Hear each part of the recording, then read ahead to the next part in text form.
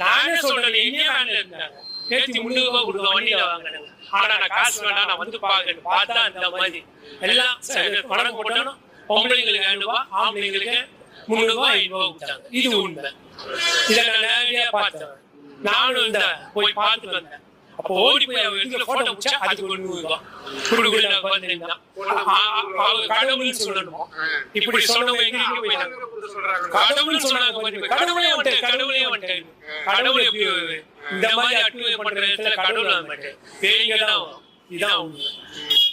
4 வருஷம் ஆட்சி எப்படி சார் பாக்குறீங்க? 4 வருஷம் ஆட்சி ஒண்ணுமே இல்லைன்றோம். அதாவது உப்புச்சப்பான ஆட்சி தான் இது.